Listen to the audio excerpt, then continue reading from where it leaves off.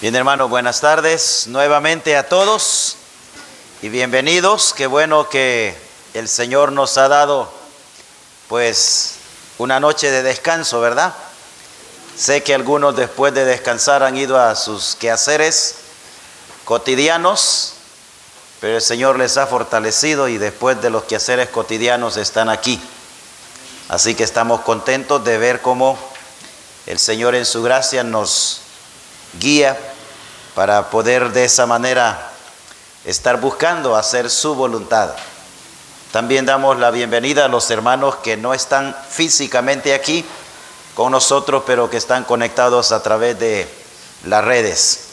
Comenzamos el día de ayer por la tarde nuestra materia sobre bibliología. Es un estudio sobre la Biblia y todo lo que está relacionado con ella.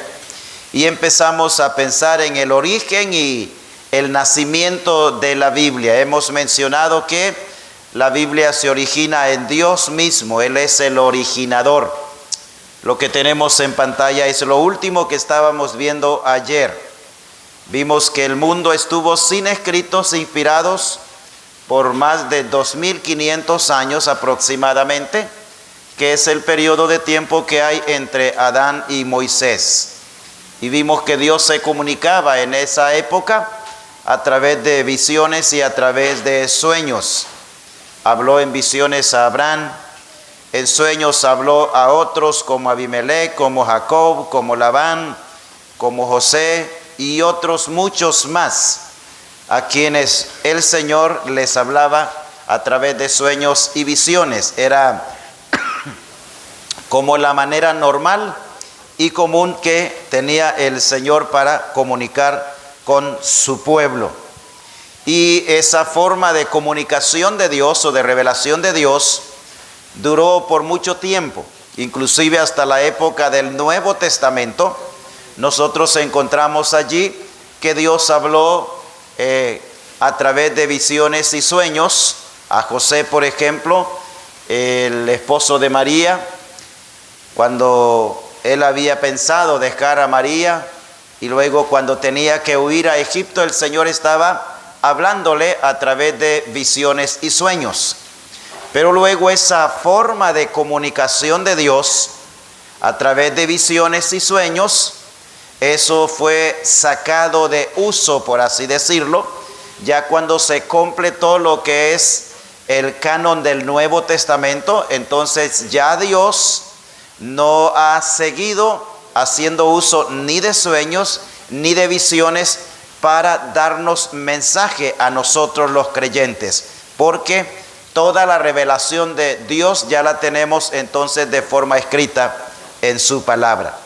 Luego estábamos pensando en el hecho de que Moisés fue el primero en recibir órdenes para escribir, y de esa manera entonces Moisés comienza a escribir ya de forma inspirada, o sea, el Espíritu Santo inspirando a Moisés para escribir, con la orden de que el escrito que iba elaborando Moisés debería de guardarse y debería de escribir en un libro.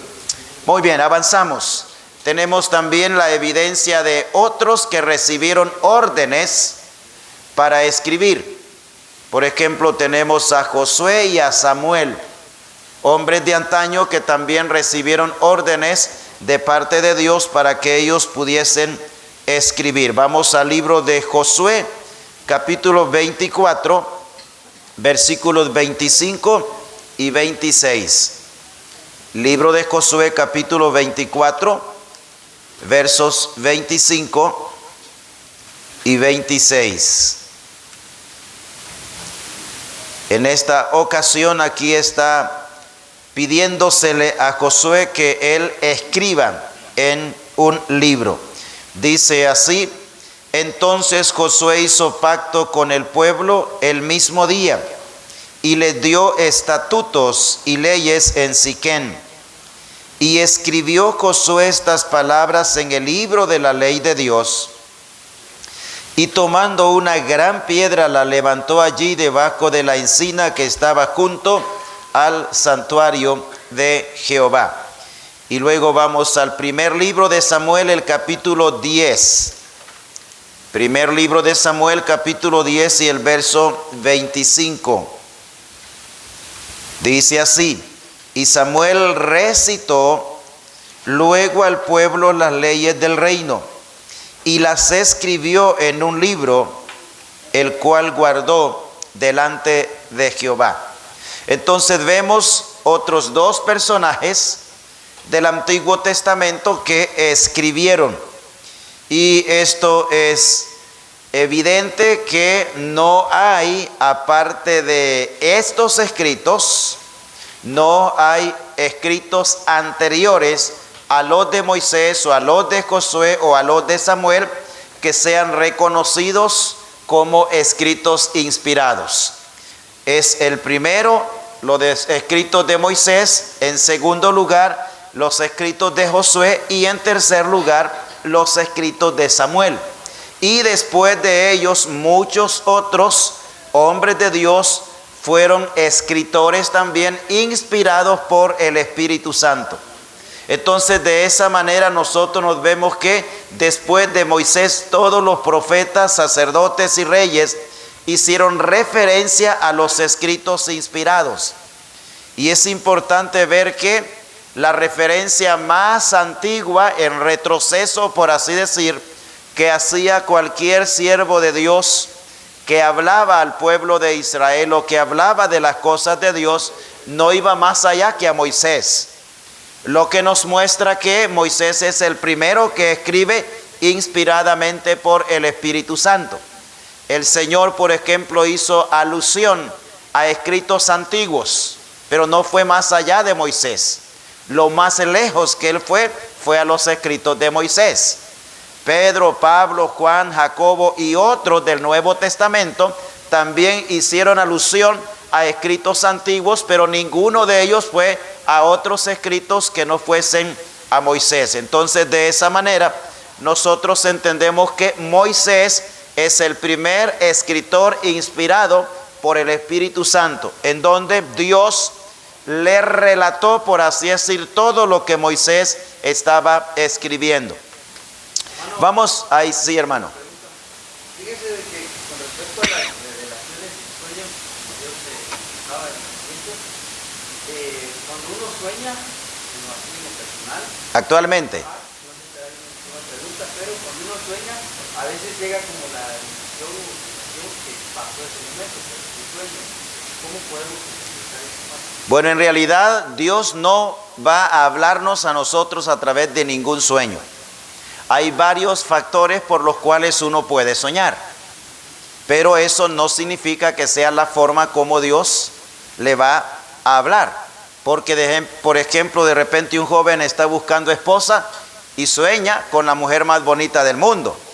Y él cree que ese es guía de Dios, y cuando va y se da cuenta, no, esa mujer bonita con la que soñó ya está casada. O al revés, ¿verdad? O no se trata de soñar, o sea, Dios no nos va a hablar hoy a través de sueños ni visiones. Eso lo tenemos que tener muy claro.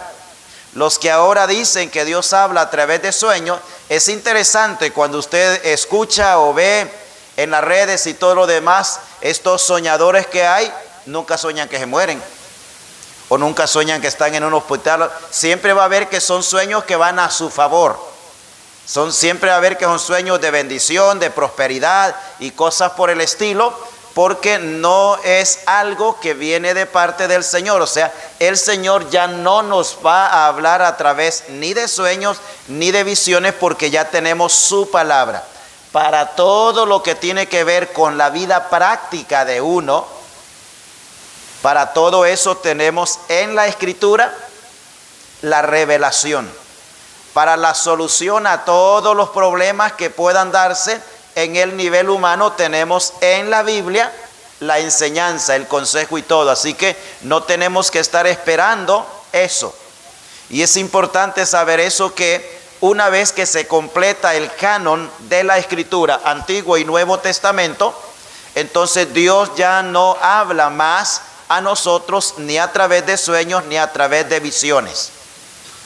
Podemos soñar por cualquier cosa, a veces porque tenemos demasiada hambre, o a veces porque en lugar de comer nos hartamos y entonces no podemos ni dormir y cosas por el estilo.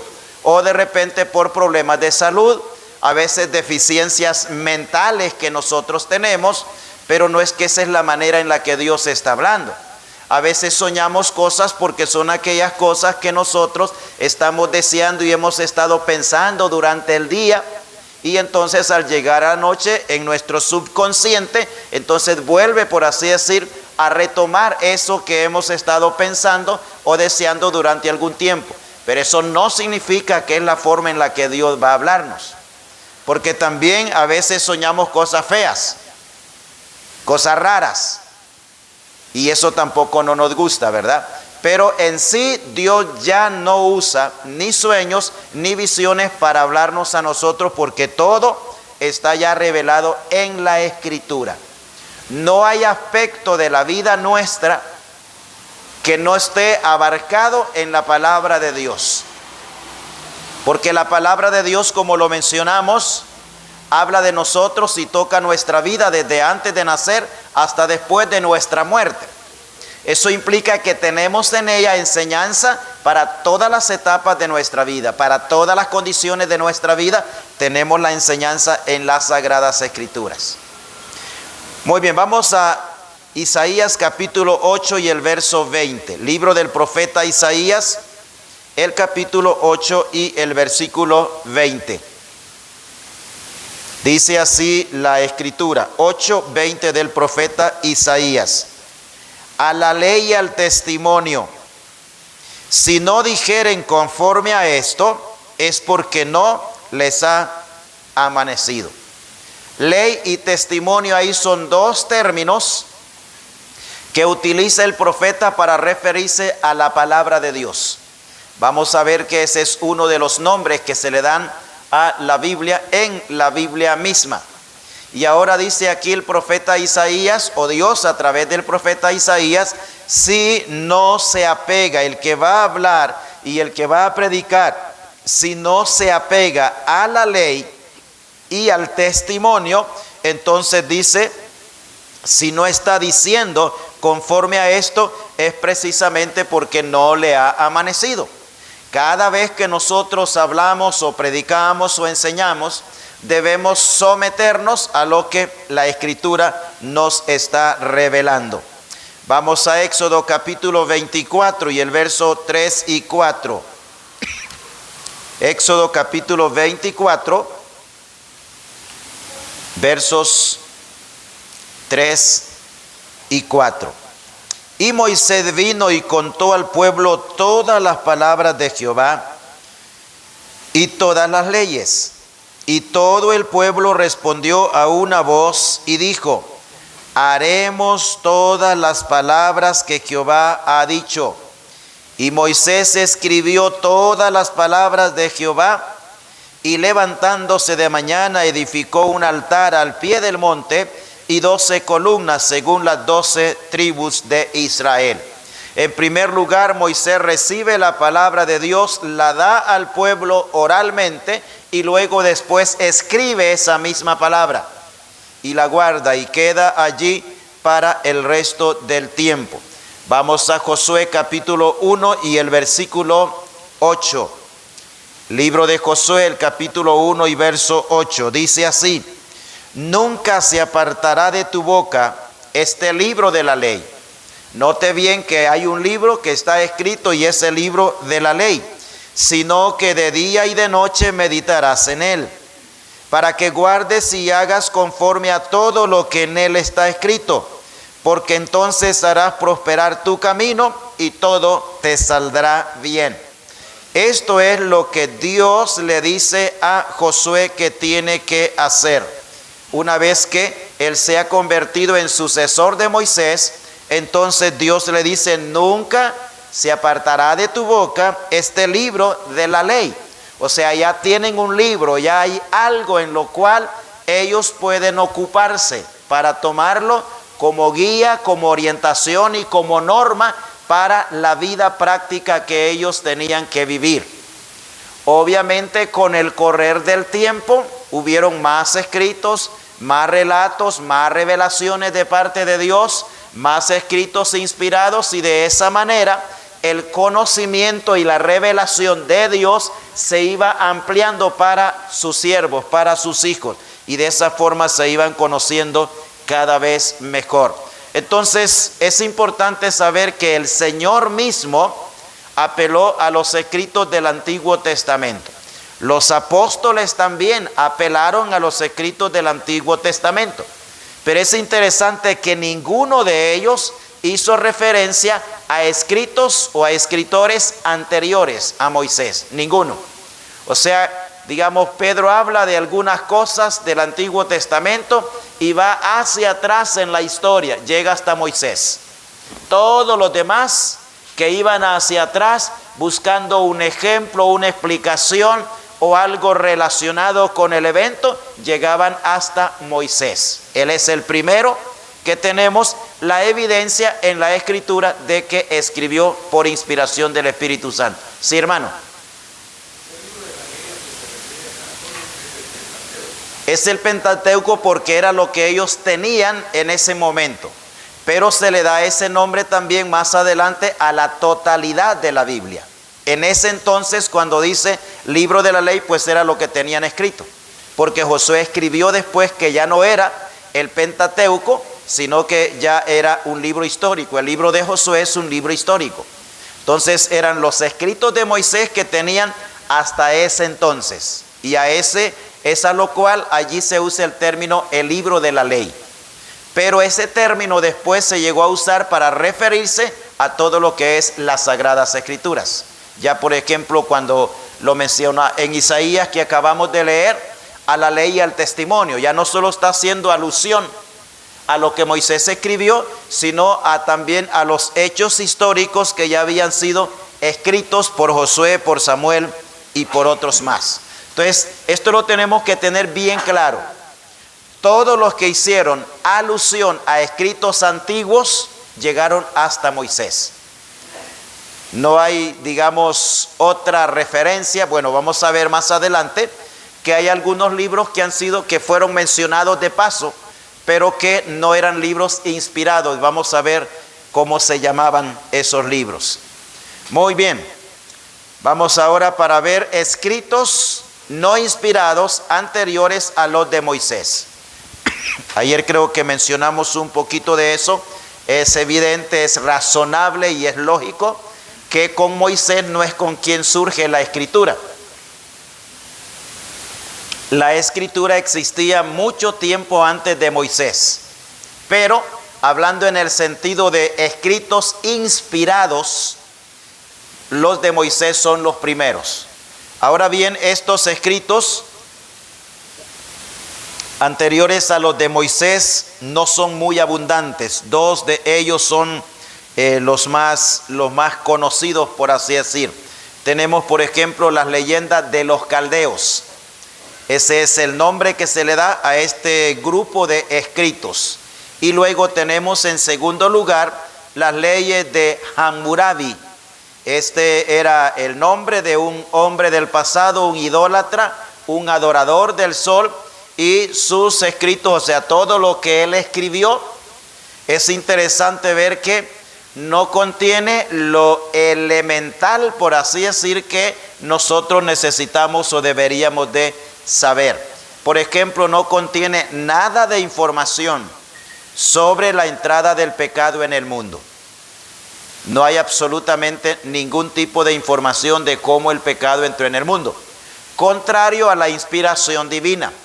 Sabemos por la escritura misma, o sea, Dios le plació el darnos la información completa de cómo el pecado entró en el mundo, cómo se originó el pecado y también su desarrollo. En segundo lugar, no contienen ninguna obligación de ningún tipo de la criatura para con su creador. O sea, si habla algo es libremente, por así decirlo, pero no hay exigencias o obligaciones hacia la criatura para con el creador.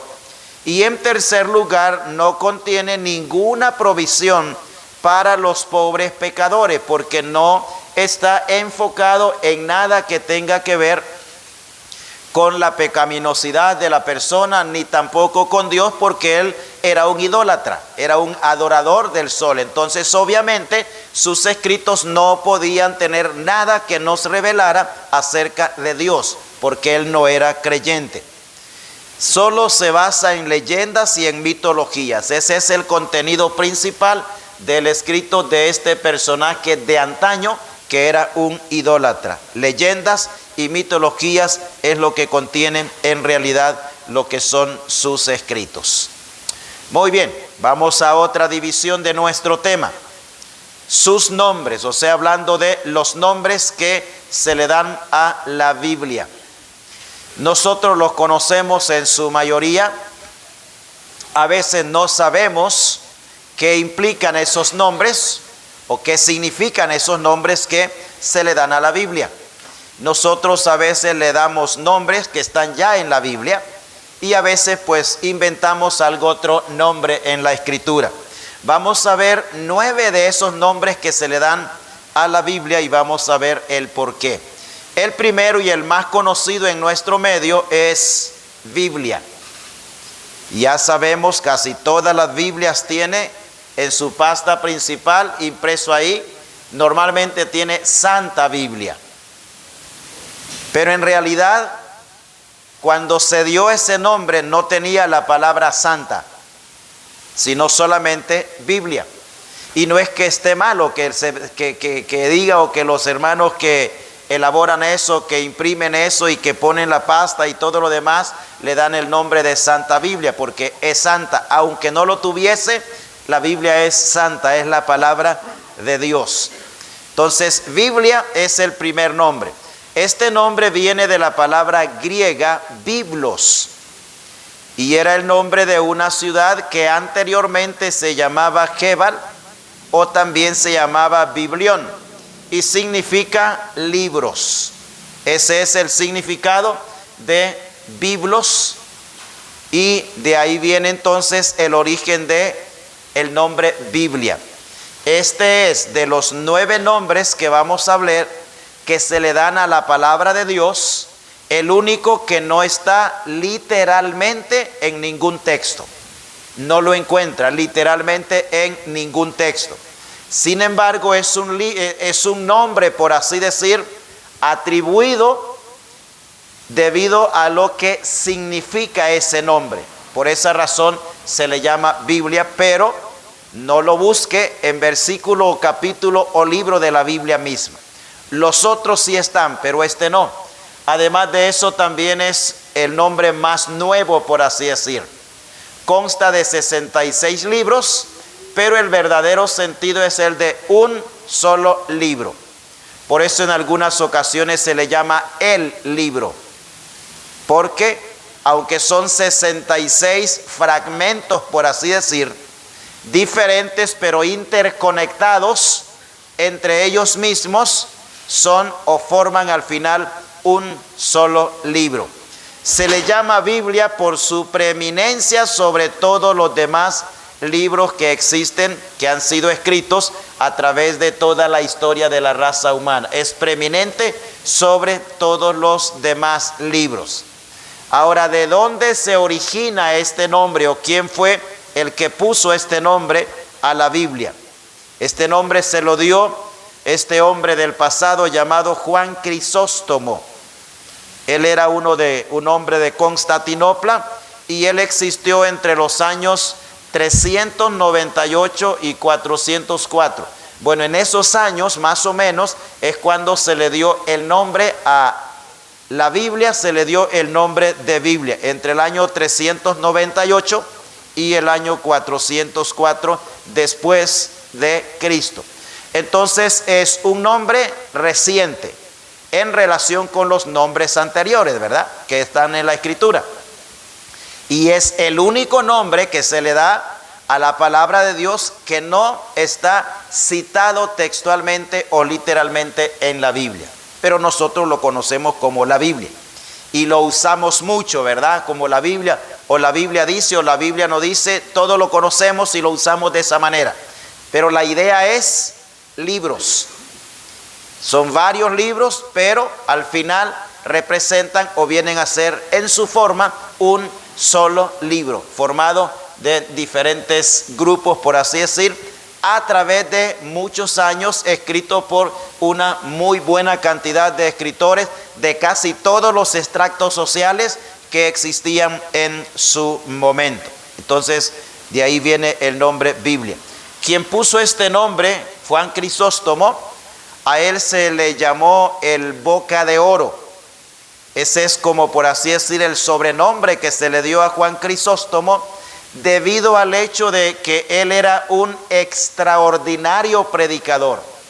O sea, predicaba muy bien, era muy buscado, por así decir, era muy deseado. Sus predicaciones eran a veces extensas y alcanzaban también todos los niveles. Pero también se destacó en él un carácter de firmeza, de solidez en relación a todo lo que la Escritura enseña. Y eso le llevó, según la biografía de él, llevó al hecho de que lo desterraran en varias ocasiones. Y al final él tuvo que morir allí en el abandono, por así decir, porque lo enviaron a ese lugar, no por haberse portado mal, no por predicar herejías, sino por haber encarado a las autoridades de Constantinopla con la pudredumbre que había en la vida de ellos, y por esa razón entonces lo condenaron a morir de esa manera. Y es él el que le dio el nombre de Biblia a la palabra de Dios. Muy bien, el segundo nombre que nosotros encontramos es Escritura o Escrituras. Esta palabra viene del latín y significa los escritos o un escrito. Escritura o escrituras. O sea, se usa en plural y se usa en singular. Plural es para referirse a uno y singular para referirse a varios. Los dos términos son válidos porque la Biblia es las dos cosas. Es la escritura y es las escrituras. Y esa es la idea. Este término aparece en la Biblia, y más que todo en el Nuevo Testamento, unas 52 veces.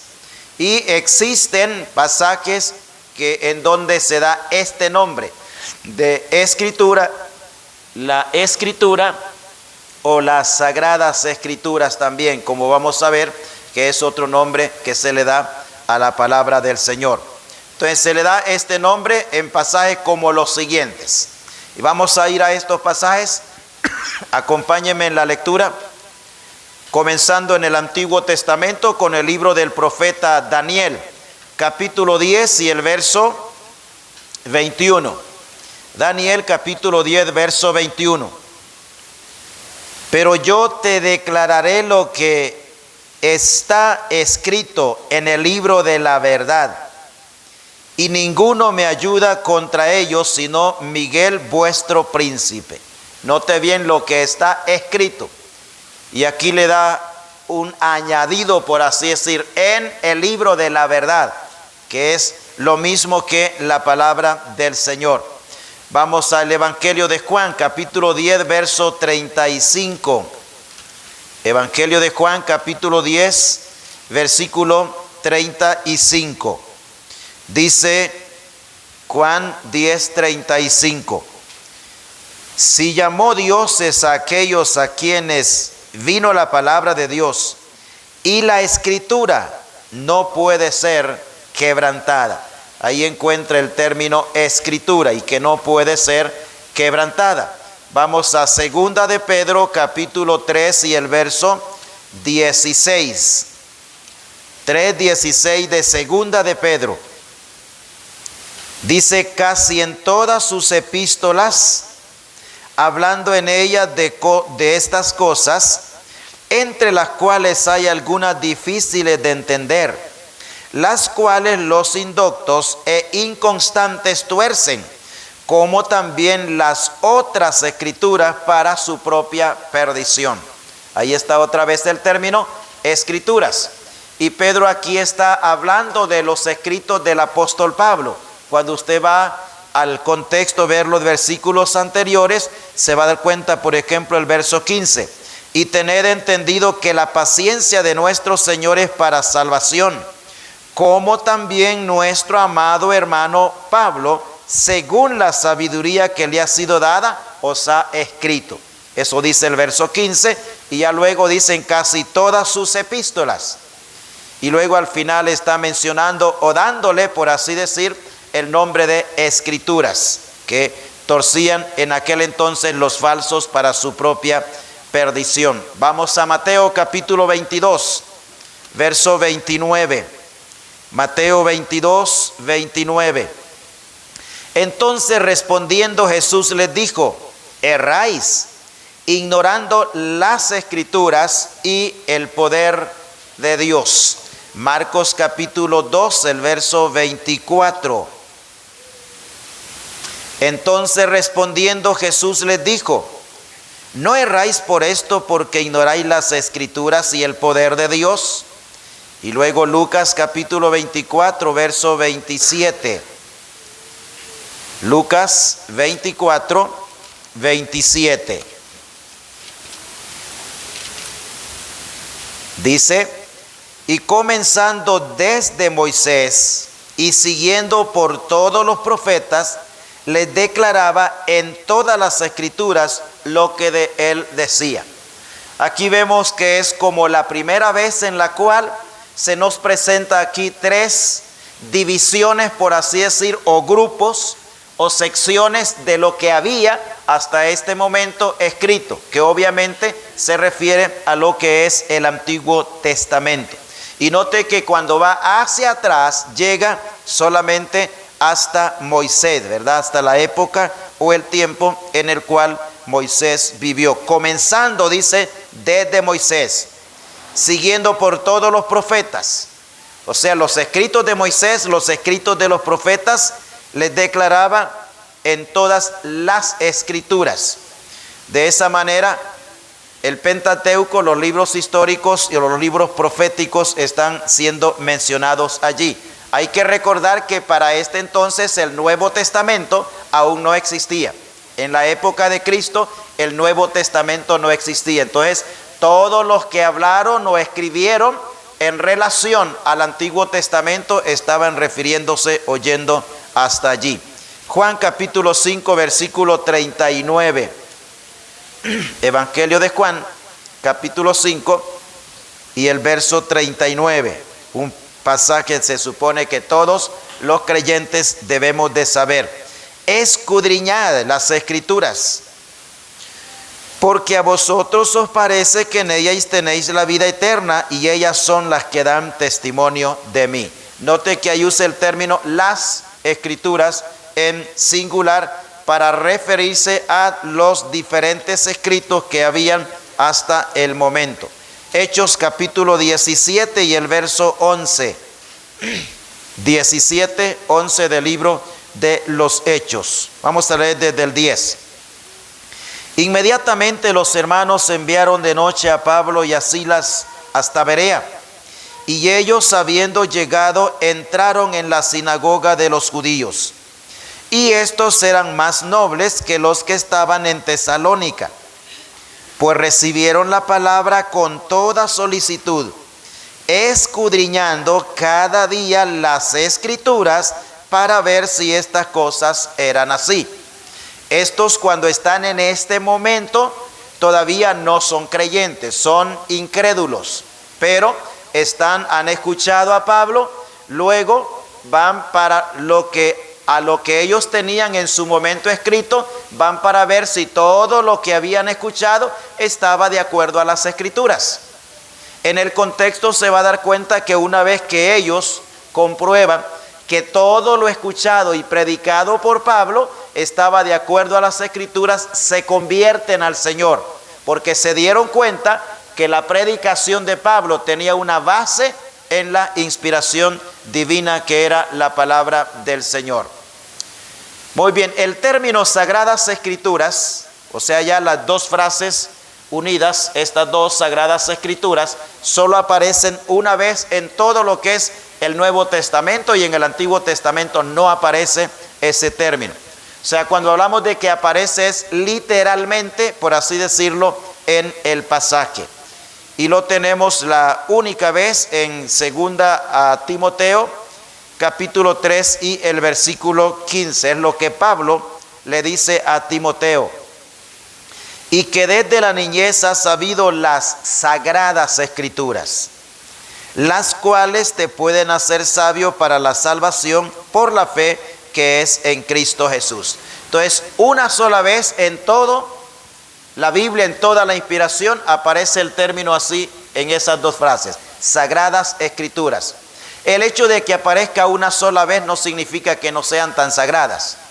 Toda la escritura es sagrada, es santa, vino de parte de Dios y es la mente de Dios escrita y puesta a nuestro alcance para que nosotros conozcamos mejor a Dios. En cuarto lugar, el término santas escrituras aparece también solo una vez y lo tenemos en Romanos, el capítulo 1 y el verso 2. Dice que él había prometido antes por sus profetas en las santas escrituras. Entonces, la escritura o escrituras, sagradas escrituras y santas escrituras, que son nombres que se le dan a la palabra de Dios. Y nosotros usamos esos nombres y es correcto usarlos porque están mencionados en la misma Biblia. El tercer nombre que se le da a la Biblia es la palabra de Dios. Eso es bastante usado también por nosotros en nuestro medio, la palabra de Dios. Y es un término que se usa no solamente en el Nuevo Testamento, sino también en el Antiguo Testamento se hace mención de la palabra de Dios. Veremos algunas citas, quizá más las que están en el Nuevo Testamento. Este nombre destaca al originador de esta palabra y lo hace diferente de todos los demás escritos. O sea, es la palabra de Dios. No es la del hombre, no es la de un científico, no es la de un maestro, no es la de un psicólogo, sino la palabra de Dios. Se origina en Él, es su palabra, le pertenece a Él, no es mi palabra. Y eso es muy importante que nosotros lo entendamos siempre, pero más especialmente cuando usamos la palabra de Dios y la usamos para enseñar o para predicar. Debemos saber que esa palabra se origina en Dios y que nosotros como criaturas tenemos la responsabilidad de someternos, de sujetarnos, de hablar conforme a la palabra de Dios. Eso implica que debo evitar poner mis propias ideas, mis propios pensamientos y dejar que sea lo que Dios ha dicho, lo que Dios ha hablado, lo que tenga importancia, valor y autoridad en lo que nosotros estamos diciendo. Y es importante entonces que seamos como estos hombres ahí en Berea, escudriñar lo que hemos oído, lo que estamos estudiando, para ver si eso está de acuerdo a la palabra de Dios, no el concepto humano. Pablo, por ejemplo, a pesar de que era un gran intelectual, un hombre muy preparado, él no ponía ahí sus propias opiniones, sino que lo que él escribió, como él lo dice, lo que yo he escribido lo recibí por revelación de nuestro Señor Jesucristo. Y por esa razón él dice, lo que recibí del Señor. Eso es lo que Pablo está escribiendo, lo menciona en Corintios y lo menciona también en Gálatas. No está poniendo sus propias ideas, aunque como un hombre bien preparado él podía poner sus propias ideas, pero se trataba de la palabra de Dios. Entonces, cuando nosotros usamos la Biblia, debemos tomarlo por serio. Es la palabra de Dios, no es mi palabra. Y cuando queremos, por así decirlo, insistir en algún tipo de enseñanza, debe ser no una enseñanza en base a criterio personal o en base a deducciones que el estudioso ha sacado, sino en base a la Escritura, la palabra del Señor, porque en él se origina. Pero también el nombre describe la obra sobrenatural de la Biblia. No solamente su originador, que es Dios, sino también lo sobrenatural de ella misma. Este término como palabra de Dios aparece o se usa en los siguientes pasajes. Bueno, hay más pasajes en los cuales usted va a encontrar la expresión o el término o el nombre allí como palabra de Dios. Vamos a Hebreos capítulo 4 y el verso 12. Son algunos de los pasajes en donde se usa el término. 4:12 de Hebreos. Dice, porque la palabra de Dios, note que está ahí completa la idea, porque la palabra de Dios es viva y eficaz, y más cortante que toda espada de dos filos, y penetra hasta partir el alma y el espíritu, las coyunturas y los tuétanos, y discierne los pensamientos y las intenciones del corazón. Debido al hecho de que es palabra de Dios, el escritor a los hebreos dice que es viva. O sea, esto no es como un escrito de ninguna persona. No es como las palabras de nuestros signarios, ni mucho menos como las palabras escritas en periódicos o medios de comunicación. Es la palabra de Dios.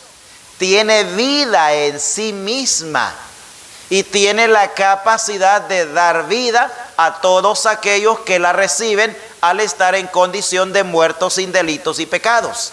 Y él dice eficaz, o sea, produce efectos en toda persona que le da cabida. Por esa razón, la palabra de Dios tiene un poder tan inigualable y tan sobrenatural que puede convertir el peor de los pecadores en un santo.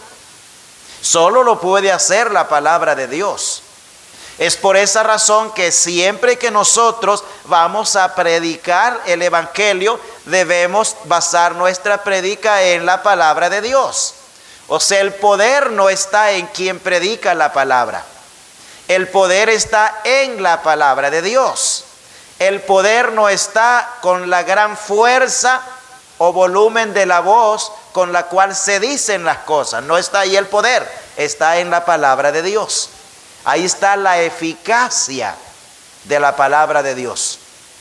Y el escritor a los hebreos nos muestra ahí la gran capacidad incomparable y sobrenatural que tiene esta palabra. Penetra donde nada ni nadie puede penetrar, ni la filosofía, absolutamente ningún otro tipo de concepto o aspecto científico o filosófico, ninguno de ellos tiene el poder y la eficacia que tiene la palabra de Dios. Así que cuando la usamos, hermano, tenemos un arma poderosa en nuestras manos. Y es por esa razón que debemos usarla con toda reverencia, con temor y con temblor, asegurándonos que estamos dándole a la palabra de Dios la importancia que tiene, en primer lugar, en la vida nuestra. Vamos a 2 de Corintios capítulo 2, verso 17. 2 de Corintios, el capítulo 2 y el verso 17. Dice así: pues no somos como muchos que medran falsificando la palabra de Dios, sino que con sinceridad, como de parte de Dios y delante de Dios, hablamos en Cristo.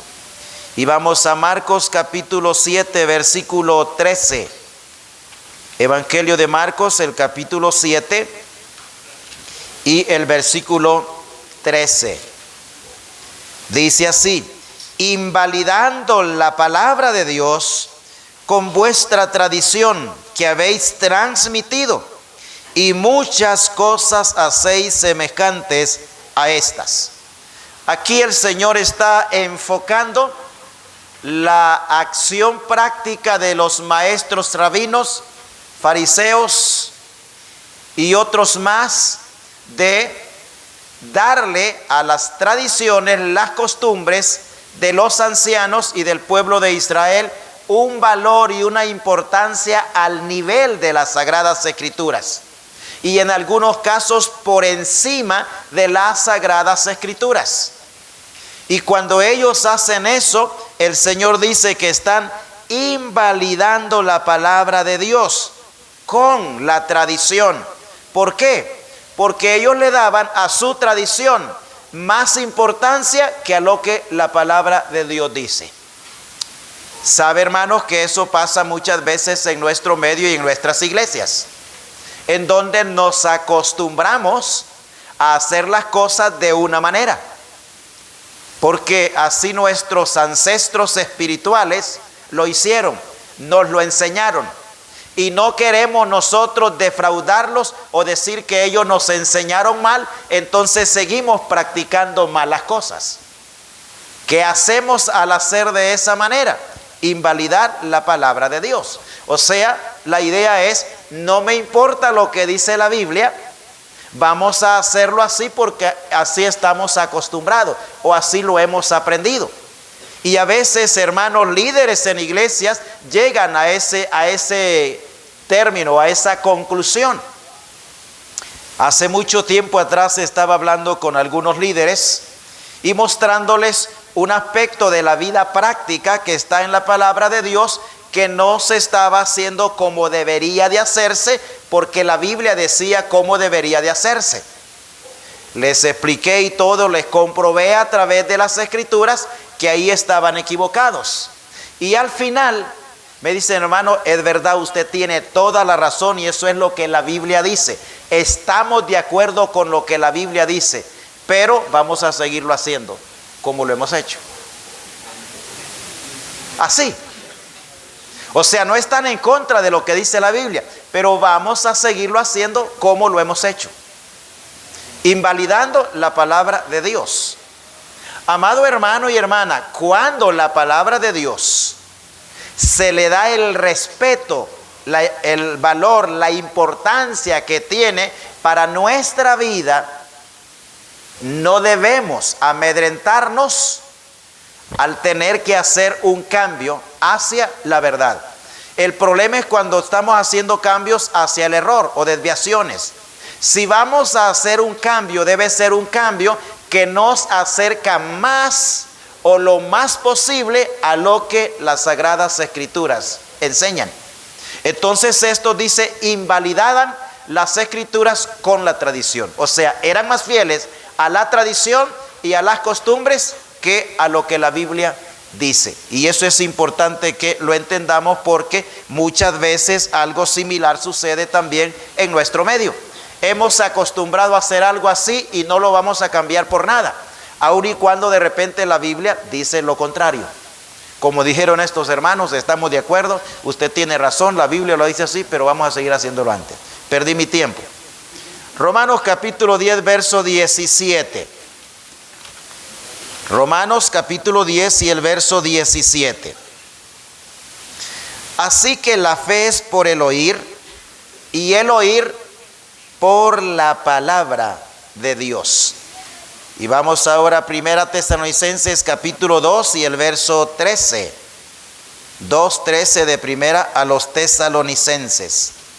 Dice así: por lo cual también nosotros sin cesar damos gracias a Dios de que cuando recibisteis la palabra de Dios que oísteis de nosotros, la recibisteis no como palabra de hombres, sino según es en verdad la palabra de Dios, la cual actúa en vosotros los creyentes. Otra traducción dice, la cual actúa poderosamente en vosotros los creyentes. La palabra de Dios. No solamente es un nombre de la Biblia, hermanos, sino que eso nos muestra de dónde se origina y también nos muestra lo sobrenatural que ella es y el poder que ella tiene para obrar en la medida en la cual nosotros le damos lugar. Es interesante, hermanos, cuando vemos a través de toda la historia bíblica, nunca a través de toda la historia bíblica, un hombre que se deja enseñar, moldear por la palabra de Dios, nunca se ha alejado de Dios. Nunca se ha parecido tanto a Dios como cuando le permite a la Escritura moldearlo. adecuarlo, hacerlo de manera que se parezca al Señor, a las semejantes al carácter de la persona de Cristo. El cuarto nombre que encontramos es testamento. Este es un término que significa pacto. Testamento es un pacto y se refiere a ambos testamentos. De esa manera, testamento. Por medio de este término, Dios designa la relación que existe entre Él y su pueblo, tanto judíos como gentiles. O sea, a través de ello la idea es que hay un pacto entre el Señor y su pueblo, en el cual ambos nos comprometemos. Esa es la idea del pacto, un compromiso mutuo que asumimos. Y se le da ese nombre a la Biblia o a la Escritura para indicar también esa relación que Dios tiene con nosotros y que nosotros debemos de tener con Él.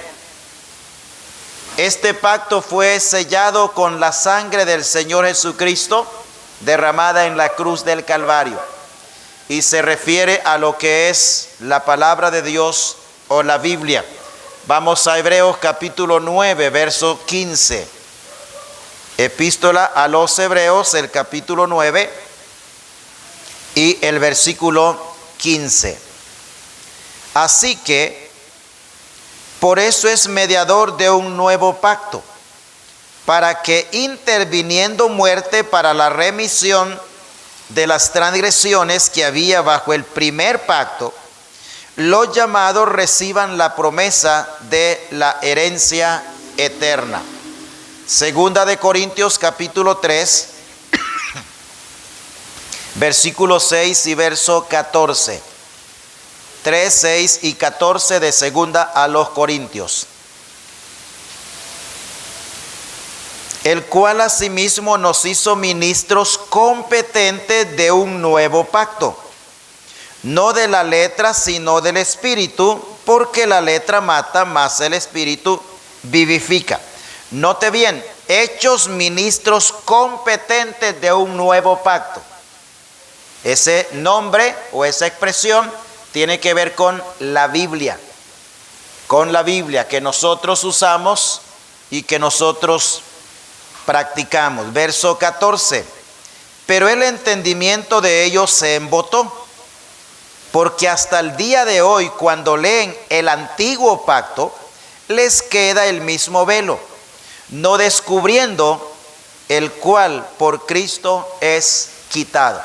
Se habla de el nuevo pacto y se habla de el antiguo pacto, para referirse a el Antiguo Testamento y para referirse también al Nuevo Testamento. Ambos han sido, por así decir, sellados con la sangre de Cristo o con la muerte de Cristo en la cruz del Calvario.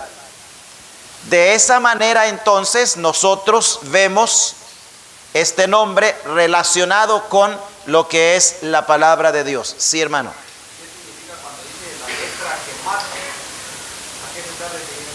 La letra mata, más el Espíritu vivifica.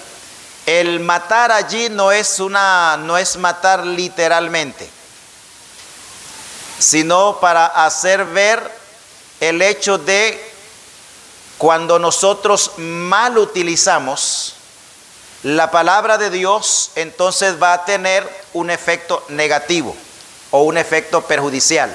Contrario, cuando nosotros la usamos en el poder del Espíritu Santo, de esa manera entonces va a producir resultado diferente. Y el inciso B, hermano, dice tanto judíos como gentiles, digo usted, pero ahí dice tanto judíos como cristianos. Si puede cambiarse el término, no hay ningún problema. Sí, no hay ningún problema. Y luego vamos a Lucas capítulo 22, verso 10. Lucas capítulo 22, verso 20. 22, 20 de Lucas. De igual manera, después que hubo cenado, tomó la copa, diciendo: esta copa es el nuevo pacto en mi sangre que por vosotros se derrama. Y luego Primera de Corintios capítulo 11 verso 25. Primera de Corintios 11, 25. Dice así: asimismo tomó también la copa después de haber cenado, diciendo: esta copa es el nuevo pacto nuevo pacto en mi sangre. Haced esto todas las veces que bebieres en memoria de mí. Y luego Hebreos capítulo 12 y el verso 24. 12, 24 de Hebreos. A Jesús el mediador del nuevo pacto y a la sangre rociada que habla mejor que la de Abel.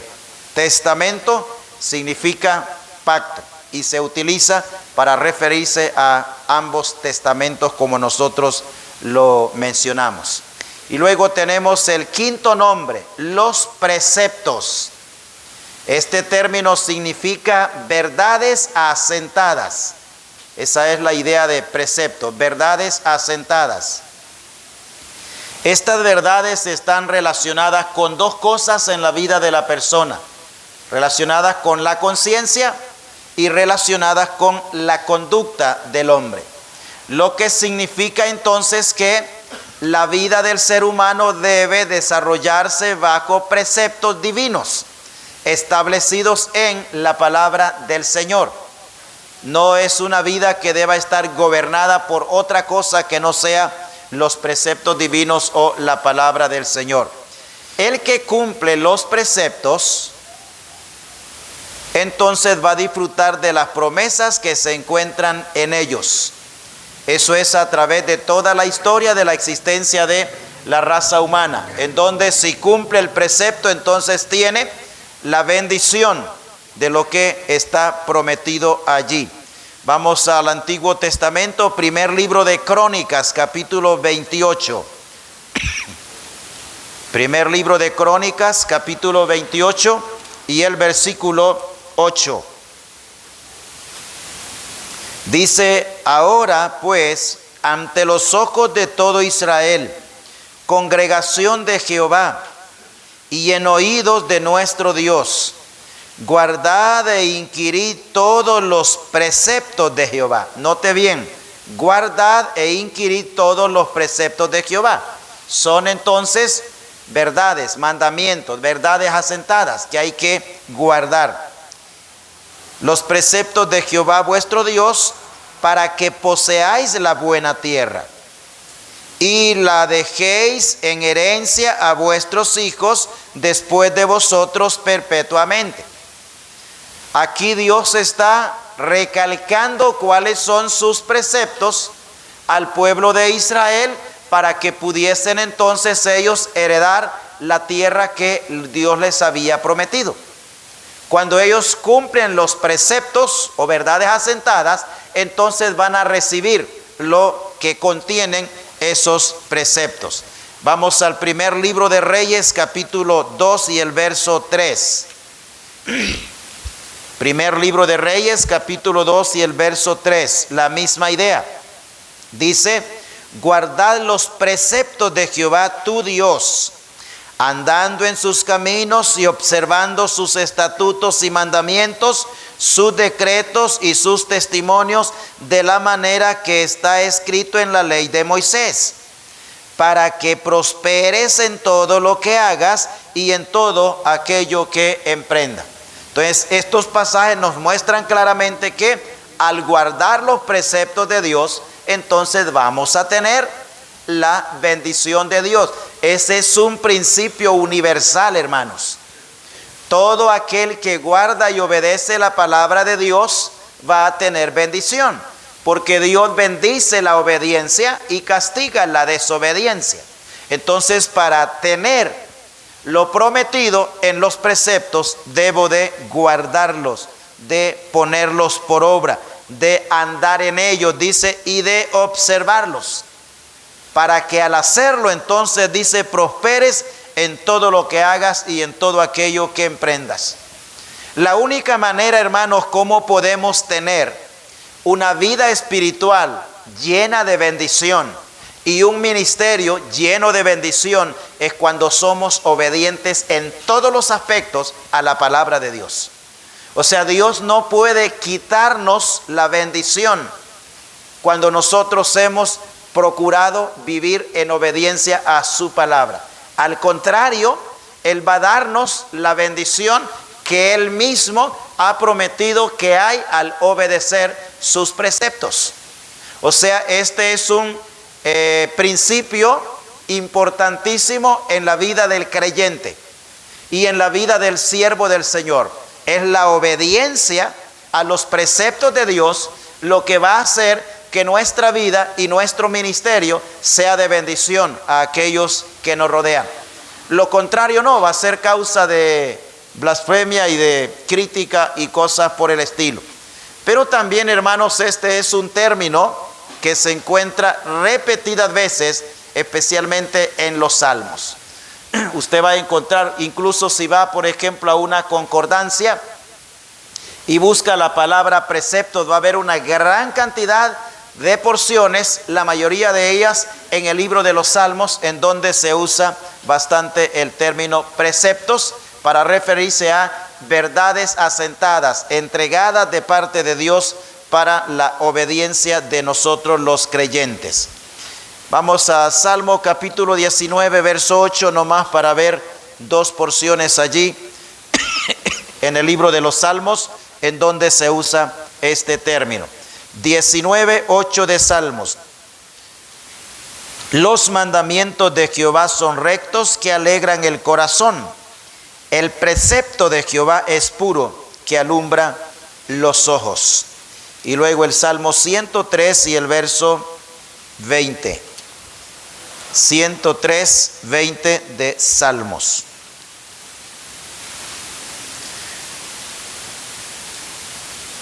Bendecid a Jehová vosotros sus ángeles poderosos en fortaleza, que ejecutáis su palabra, obedeciendo a la voz de su precepto. Ahí lo tenemos entonces de manera clara.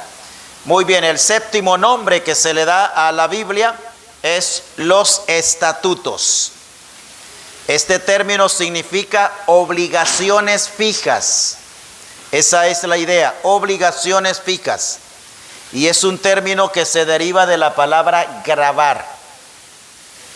Otra idea que está encerrada en este nombre es que eso es algo que no cambia. Por eso son obligaciones fijas. O sea, la palabra de Dios no necesita, ni ha necesitado, ni necesitará actualizaciones. Es siempre actual, es siempre aplicable. O sea, sus estatutos son estables, son fijos, no hay que añadirle ni hay que quitarle. Por eso es que es muy diferente la Biblia a cualquier otro tipo de escrito. A las constituciones, por ejemplo, o a la Carta Magna, como le llaman en las naciones, en todos los países del mundo tienen una constitución de la República, a la cual se supone que todos los ciudadanos debemos someternos y sujetarnos. Pero si hay entidad más violada es la Constitución de la República. Sin embargo, además de ello, tienen que ir haciendo arreglos, acomodos, cambios, eliminando algunas leyes y creando otras leyes, porque descubren que hay ciertas cosas que no están abarcadas o que de repente ya están obsoletas, están desfasadas, pasadas de moda. Con la Biblia no se da eso. Son estatutos fijos, mandamientos que están grabados por Dios para nosotros los seres humanos y que no cambian. O sea, esos estatutos son fijos. Nosotros podemos de repente interpretarlos de manera que nos convenga, pero en realidad eso no cambia la calidad de fijez y de permanencia que tienen los estatutos. Entonces la palabra inspirada no necesita actualizaciones. Los idiomas en los cuales está puesta son los que necesitan actualizaciones, pero no la palabra en sí. Esas son mandamientos fijos. Los estatutos son pensamientos grabados por la mano de Dios y son inalterables. Todo lo elemental que nosotros encontramos allí es que es Dios grabando para nosotros, por así decirlo, y haciéndolo de manera tal que eso no debe de ser alterado o cambiado o adecuado o adaptado de acuerdo a nuestra conveniencia personal. Todo el pueblo de Dios tiene la responsabilidad de aprenderlos y de guardarlos y aplicarlos también a la vida personal. Dios ordenó desde antaño que estos estatutos, que son obligaciones fijas, fuesen guardados por el pueblo de Israel y de hecho también por todos los creyentes. Vamos a Génesis capítulo 26 y el verso 5. Dice así, Génesis 26, versículo 5. Por cuanto oyó Abraham mi voz y guardó mi precepto, mis mandamientos y mis estatutos y mis leyes.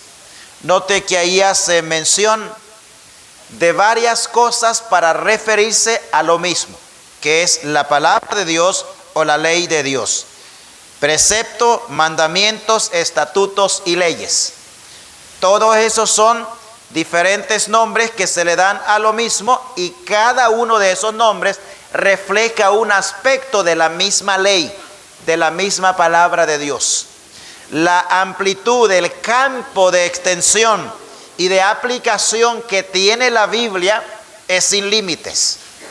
Es por esa razón que no hay ningún ser humano que pueda estar por encima de las Sagradas Escrituras. Ninguno. Todos debemos someternos y sujetarnos a lo que la palabra del Señor nos enseña. Éxodo capítulo 12, verso 14. 12:14 de Éxodo. Y este día os será en memoria y lo celebraréis como fiesta solemne para Jehová durante vuestras generaciones.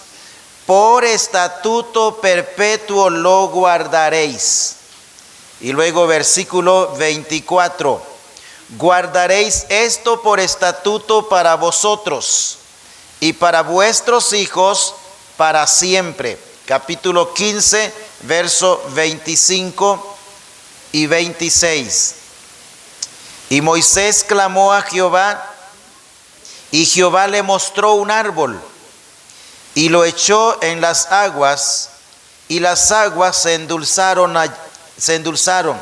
Allí les dio estatutos y ordenanzas, y allí los probó. Y dijo: si oyereis atentamente la voz de Jehová tu Dios, e hiciereis lo recto delante de sus ojos, y diereis oído a sus mandamientos, y guardareis todos sus estatutos, ninguna enfermedad de las que envié a los egipcios te enviaré a ti, porque yo soy Jehová tu sanador. Este término entonces es muy usado para referirse a la palabra del Señor, especialmente en lo que es el Antiguo Testamento. En varias ocasiones hay muchas otras porciones más y abundan también en el libro de los Salmos, en donde se refiere a la palabra de Dios como estatutos. De esa forma entonces vemos que este es otro de los nombres que se le dan en las Escrituras a la palabra de Dios. Deuteronomio 7:11 habla de mandamientos, estatutos y decretos. Sí. No hay distinción ahí entonces. Vamos a ver más adelante a qué, es que cada uno de los términos tiene un significado.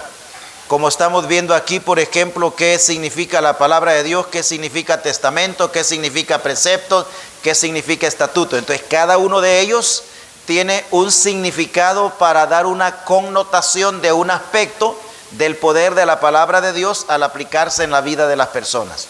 De repente para nosotros es casi lo mismo, pero en realidad apuntan a aspectos diferentes del individuo y a formas diferentes como el Señor se nos revela a nosotros. Una hermana, si Dios ya no habla con sueños actualmente, entonces ¿qué significa Hechos capítulo 2, versículo 17, donde dice que los jóvenes soñarán y verán visiones? Si eso es en el futuro, en el reino milenial, en donde se va a dar eso como una manifestación de el poder y el control del Espíritu Santo que estará sobre toda carne.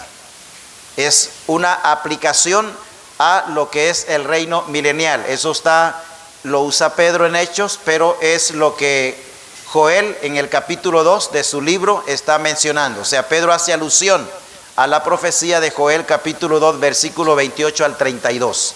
Y en ese periodo de tiempo, entonces, eso sí va a ser real. O sea, no es algo para aplicarlo en el momento actual.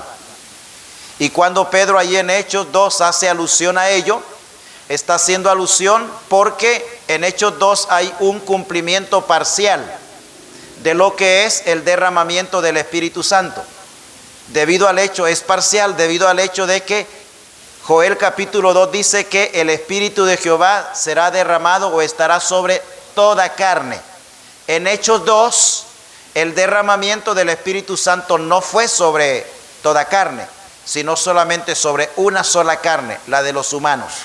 Entonces Pedro toma eso para indicar que lo que está sucediendo en ese momento, hay que recordar en el contexto, es que los incrédulos creían que estos estaban locos porque hablaban en diferentes lenguas, o creían que estaban borrachos por lo mismo, por lo que hablaban.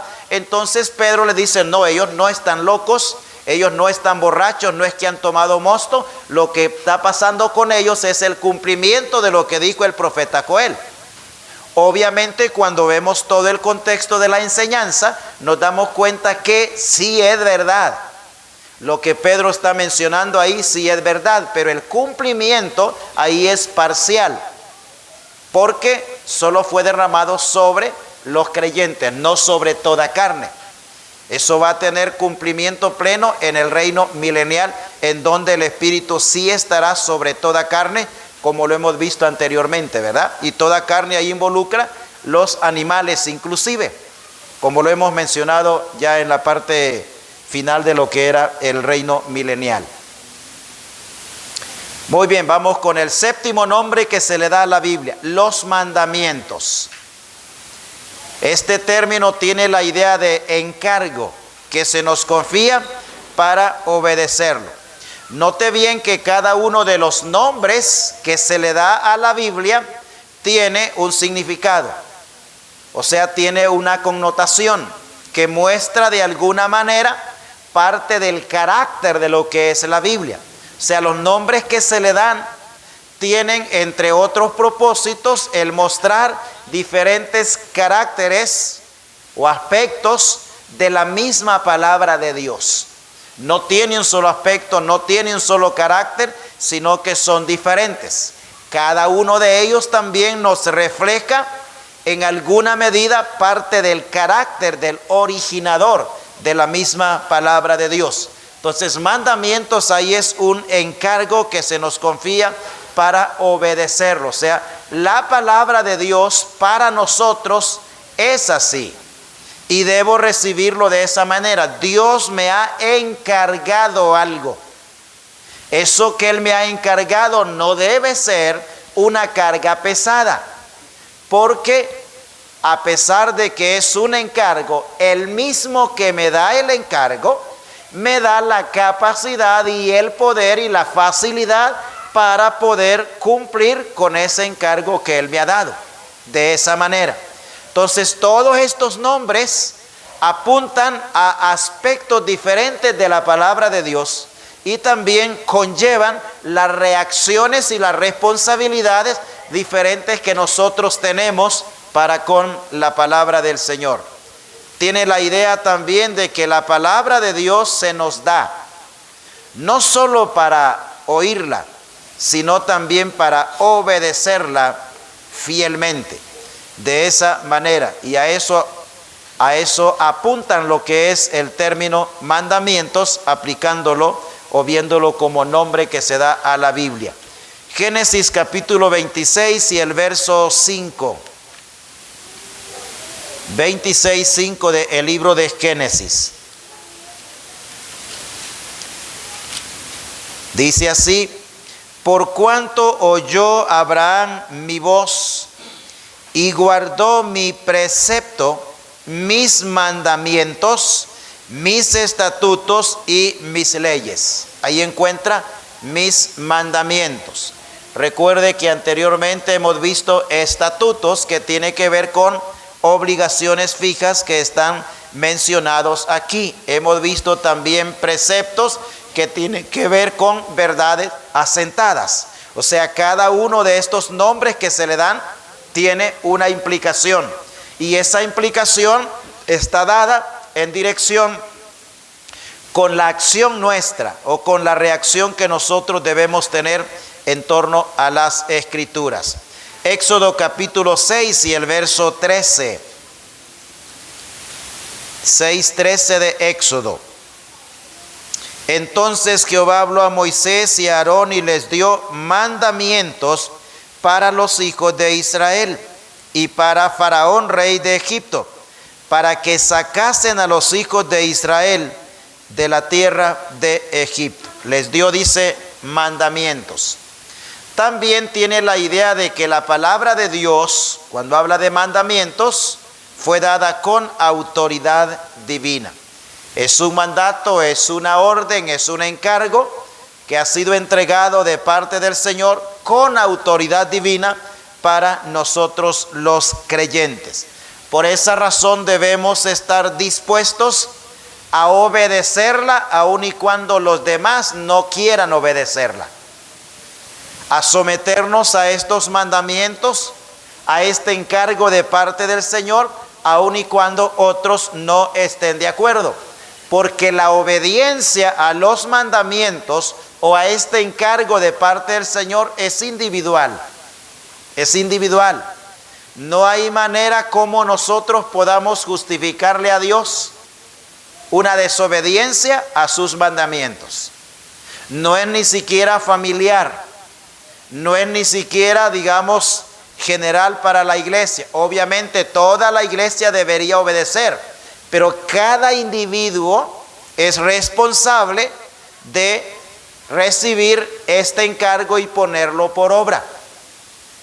Y nuestra obediencia a este encargo no debe depender de si otros lo obedecen o no, porque es muy personal. Tenemos entonces la palabra de Dios como mandamiento dada con autoridad para cada uno de nosotros. A veces tenemos el hecho de que algunos hijos obedecen si los padres obedecen a la palabra de Dios.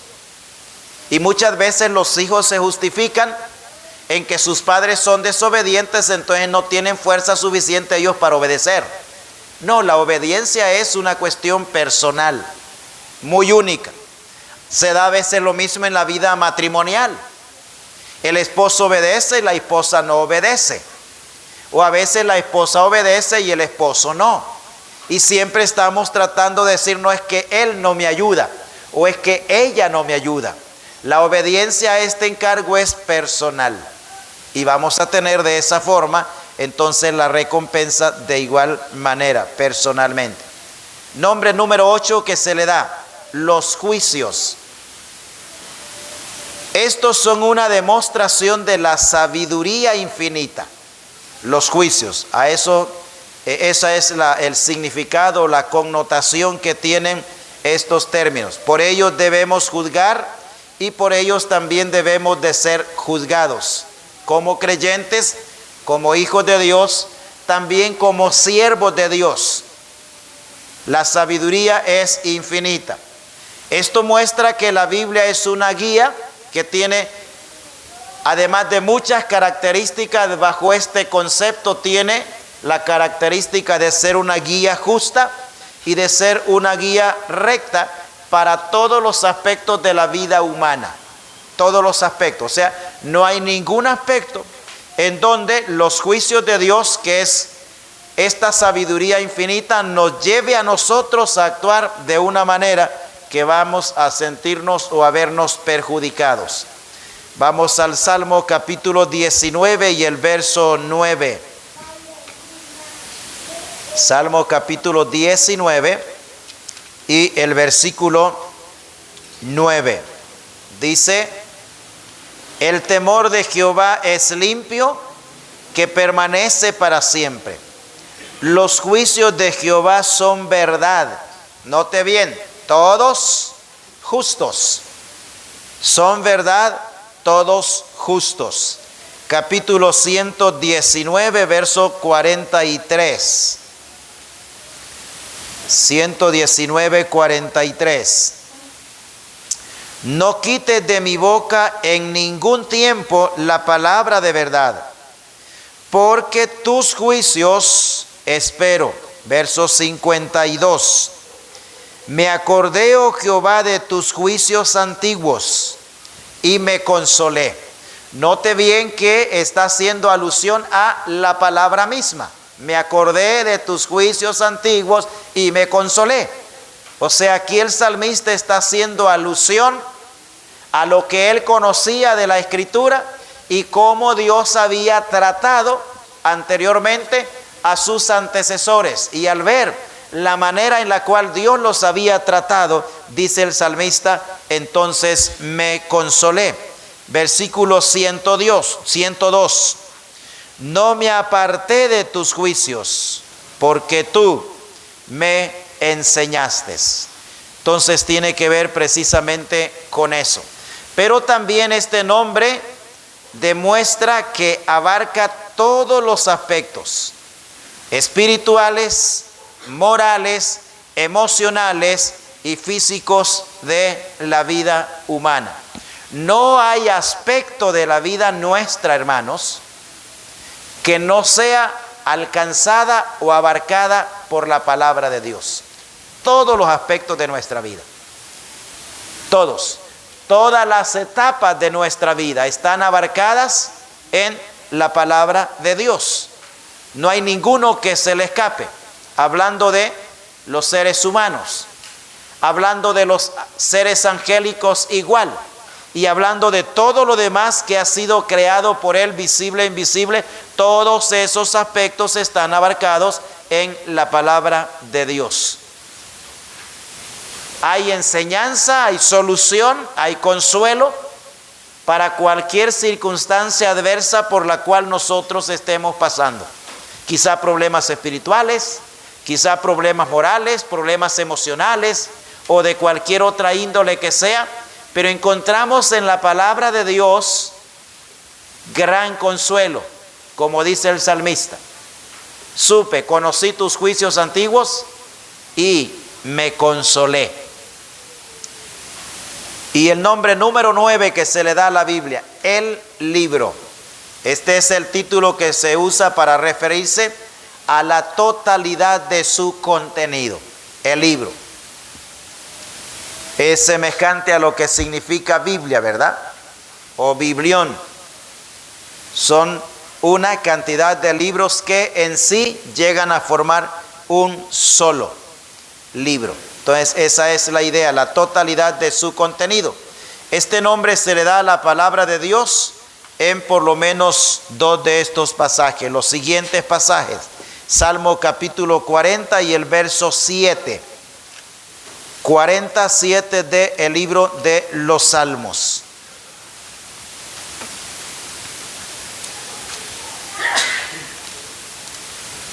Dice así: entonces dije, he aquí, vengo, en el rollo del libro está escrito de mí.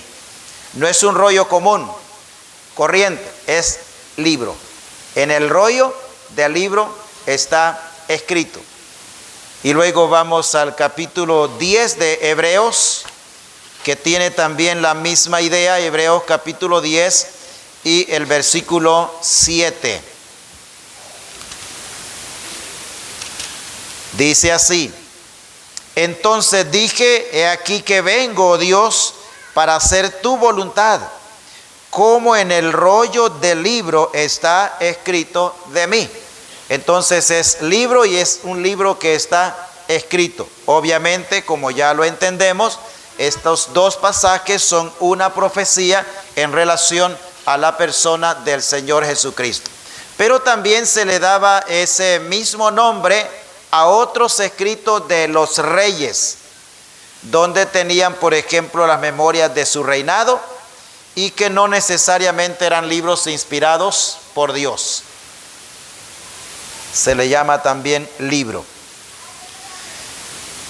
Cuando se habla de crónicas en la Biblia, crónicas es escritos, en donde normalmente cada gobierno tenía sus propios escritos, que eran el relato histórico del desarrollo de su gobierno y todo lo que sucedía en su entorno. Pero eso no significaba que fuesen inspirados por el Espíritu Santo.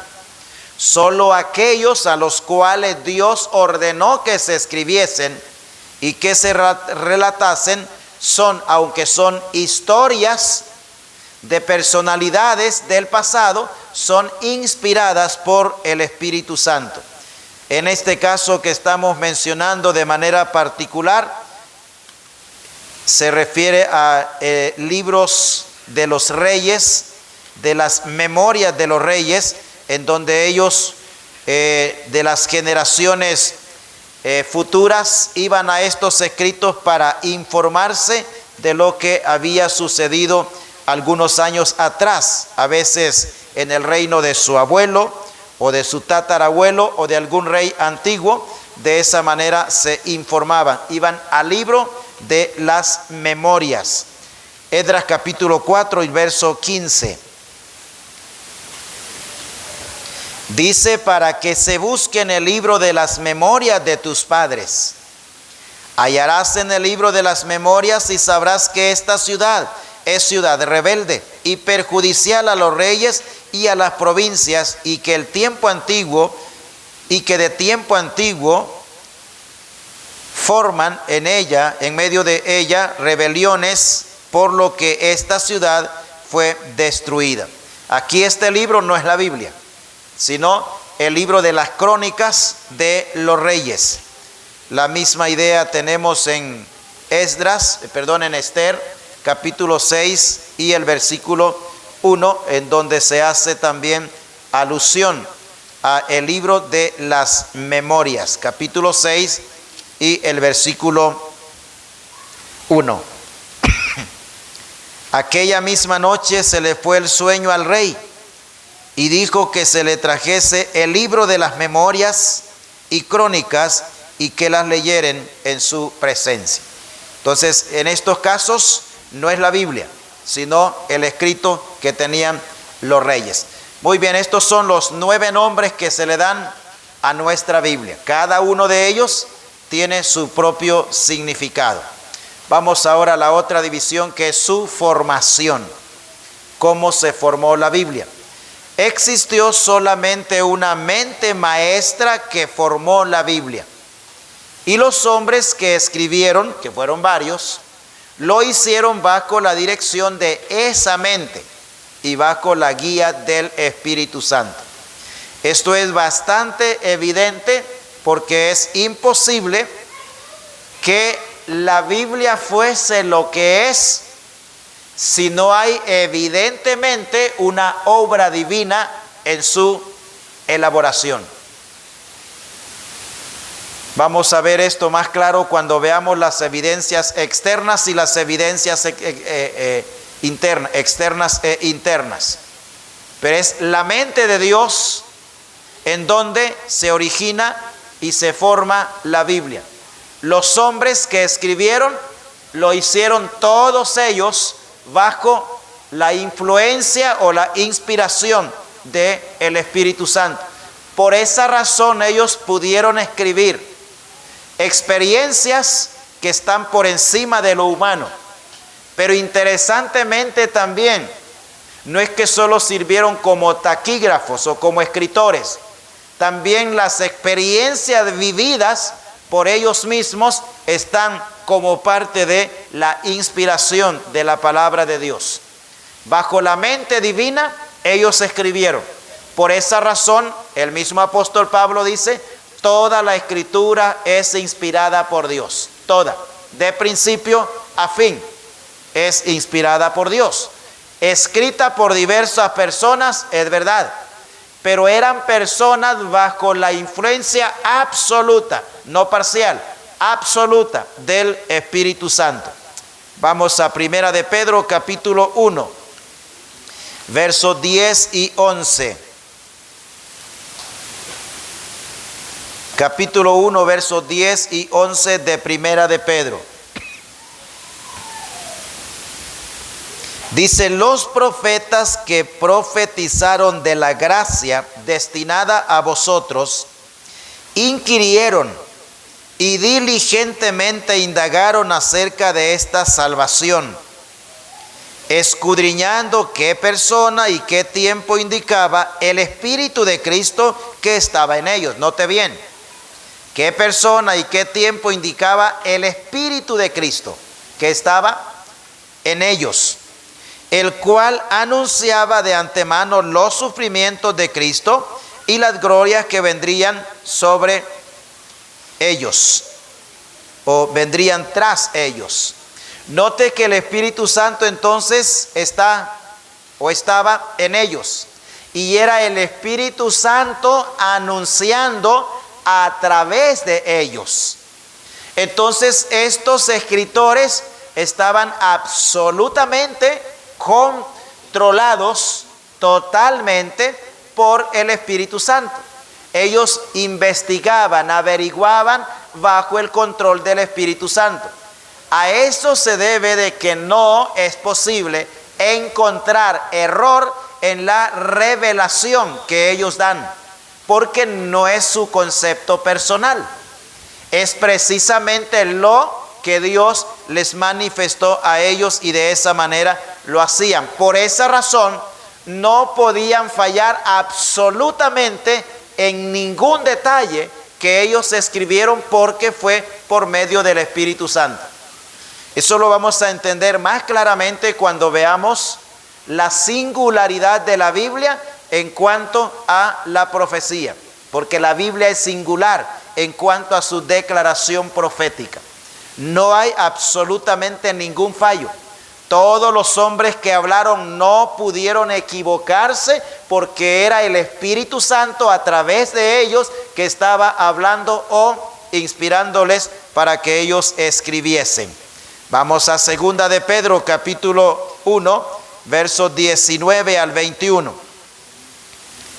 Dice, tenemos también la palabra profética más segura, a la cual hacéis bien en estar atentos como a una antorcha que alumbra en lugar oscuro, hasta que el día esclarezca y el lucero de la mañana salga en vuestros corazones, entendiendo primero esto, que ninguna profecía de la Escritura es de interpretación privada, porque nunca la profecía fue traída por voluntad humana, sino que los santos hombres de Dios hablaron siendo inspirados por el Espíritu Santo.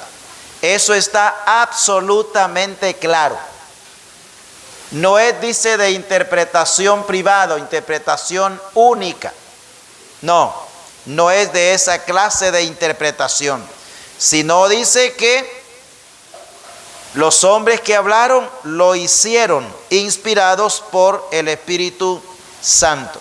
Y note bien, dice el versículo 21, nunca la profecía fue traída por voluntad humana. O sea, no hay la voluntad humana involucrada o metida como parte activa en todo lo que ha sido profetizado. Ha sido la voluntad divina. Es por esa razón que la Biblia es singular en cuanto a la enseñanza profética. Es singular en cuanto a la enseñanza histórica. Es singular en cuanto a la enseñanza de personalidades. Es singular en todo lo que ella contiene. Esa es la palabra de Dios. Y eso es lo que tenemos, hermanos, en nuestras manos. Por esa razón debemos tener absoluta reverencia a la palabra de Dios. Y cuando la usamos, debemos hacerlo con temor y con temblor.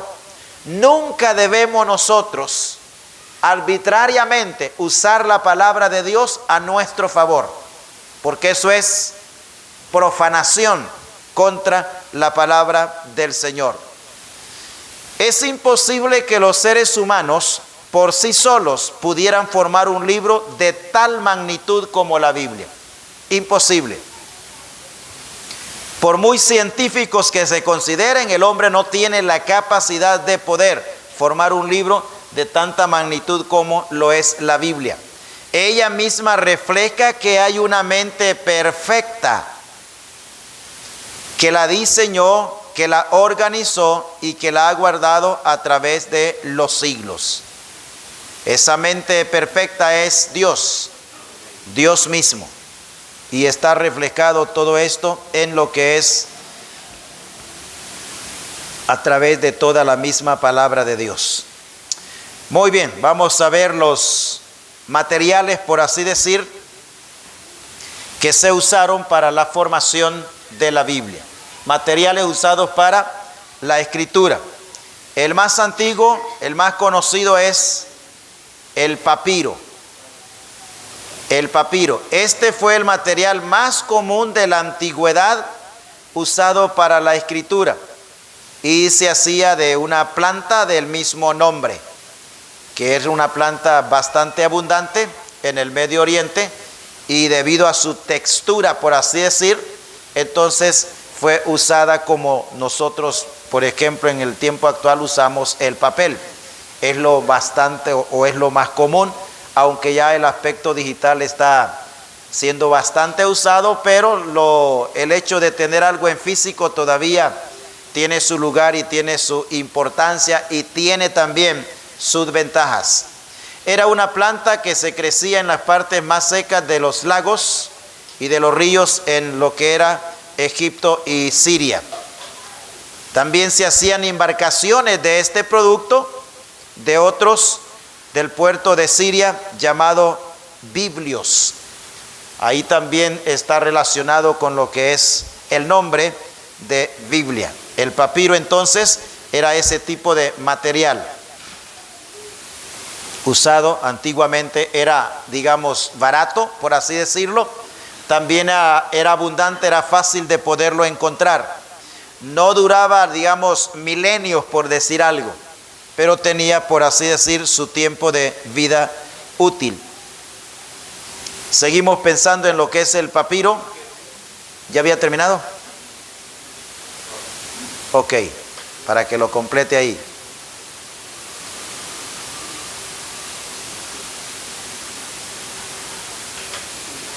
Estamos en el inciso A, vamos ahora al inciso B, pensando siempre sobre lo que es el papiro. El papiro tenía varias cualidades y espesores.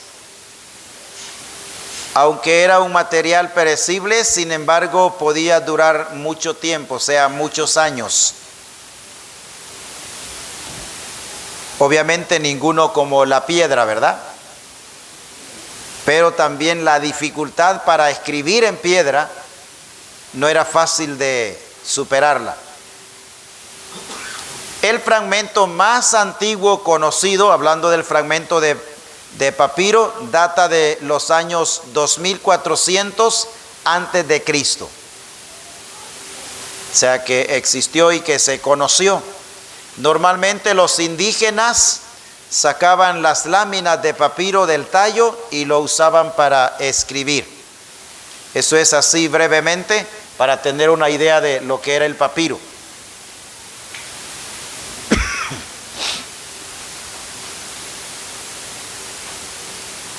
De hecho, también se considera que era uno de los primeros materiales utilizados para ello. Hay que recordar que la escritura, hablando del arte de escribir, no comenzó con Moisés. La escritura comenzó muchos siglos antes de Moisés. Ahora, escritura inspirada sí comienza con Moisés. Pero antes de Moisés, la escritura ya existía. Hay que recordar que, por ejemplo, en el país de Egipto, la ciencia estaba bastante avanzada en su momento, en su nivel, no en comparación con hoy, ¿verdad? Pero sí tenía sus avances. La escritura habla de que Moisés fue instruido en todas las ciencias o las lenguas de Egipto, porque había entonces, por así decir, un cierto desarrollo de la ciencia ya en ese periodo de tiempo. Muy bien, el segundo material utilizado para la escritura es pergamino. Pergamino.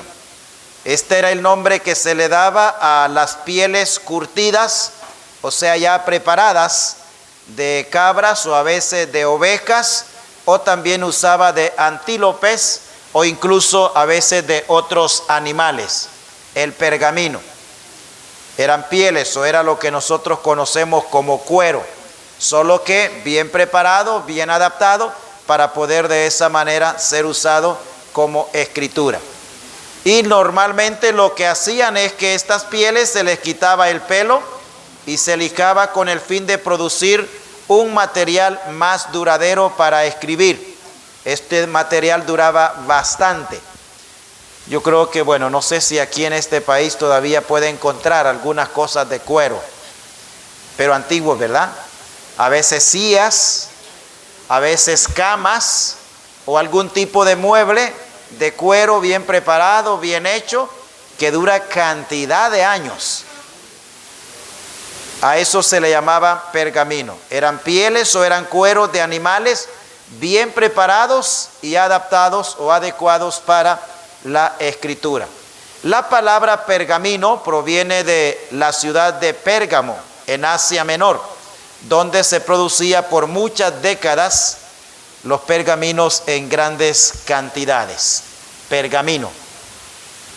Usted recuerda que Pablo le pide a Timoteo que le traiga ¿qué? Los pergaminos. Está hablando de algo así. Eran materiales en los cuales en la época de Pablo se escribía, porque todavía en la época de Pablo no había papel, no se había inventado el papel. Lo más común en esa época y que era de mayor durabilidad que se usaba eran los pergaminos. Y luego tenemos el tercer material utilizado para la escritura, la vitela. Este es el nombre que se le daba al cuero de ternero. Este se teñía de color púrpura. Vitela. No era muy común usar este material, pero en ciertas ocasiones se usaba este material conocido como la vitela para referirse al cuero de ternero, especialmente el cuero de ternero tierno. Algunos de los manuscritos que se conservan en la actualidad son de vitela púrpura, o sea, de ese color. Siempre cuero de ternero, por así decirlo, pero preparado con ese tipo de colores. La escritura sobre la vitela teñida era generalmente de color plateado o de color dorado, y de esa forma entonces se podía ver en la vitela o en esa otra especie de cuero, por así decir, ahí se podía ver la escritura dependiendo del color, de este tipo de color plateado o dorado que podía sobresalir. La vitela era considerado como un pergamino fino, hecho de animales jóvenes. O sea, era más, hablando del valor monetario, era mucho más caro de lo que eran los pergaminos. Los pergaminos era lo más común.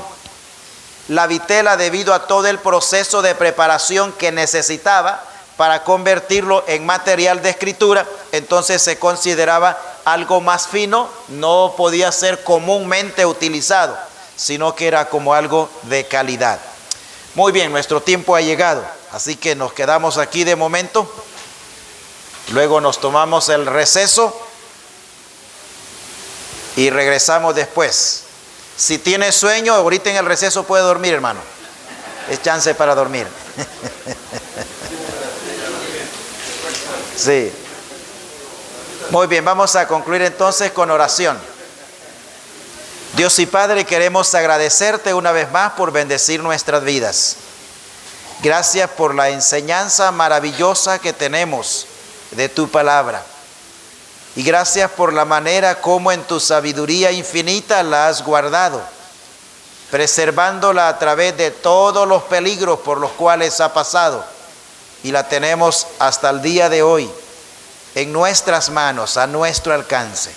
Gracias por esta gran bendición. Queremos rogarte que sigas bendiciendo nuestro tiempo de descanso y también lo que resta de esta tarde del aprendizaje de tu palabra. En Cristo Jesús, amén.